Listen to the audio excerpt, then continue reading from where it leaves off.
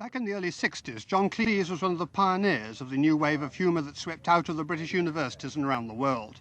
A reputation that has grown with countless television series and many films since those distant days has brought him to Australia.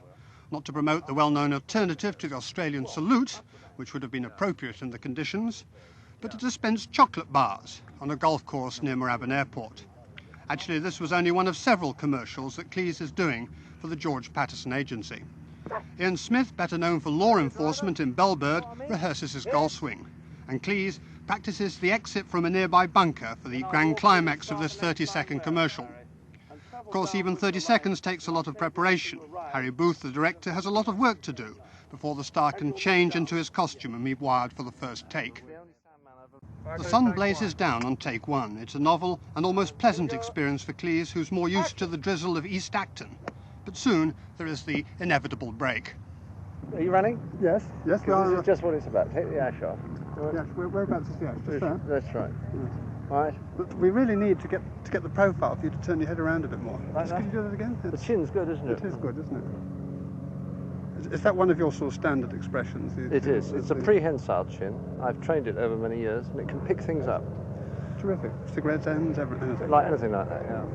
Of all the many things you've done though over the years, since what the old Cambridge Review right through to Fawlty Towers, what have you enjoyed the most?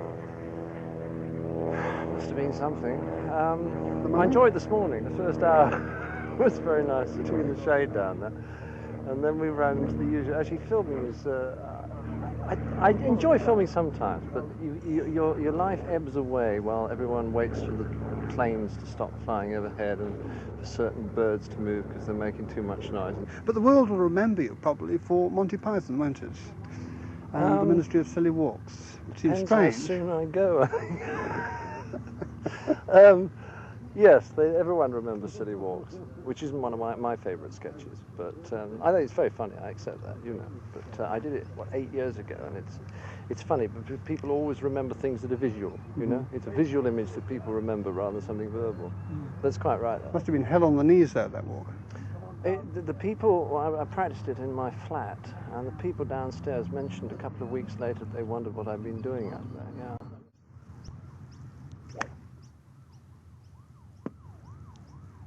Learn a driver, eh? Know what I mean? Yes. After his short but lucrative stint of hurling chocolate bars around Australia, John Cleese will be back again on Australian television as that lovable adornment to the British tourist industry, Basil Fawlty. So, Fawlty Towers, what do you think after Fawlty Towers? Have you got any long-term plans, as they always say in these interviews? Oh, yes, that's true. Yes, I thought you weren't going to ask that for a moment. Whew, that's a relief. Well, I'm going back to England to write some more Fawlty Towers. And then I'm going to go to Tunisia to shoot the next Python film, which is April, May and June. Should be quite fun, I think, up to about 9 in the morning.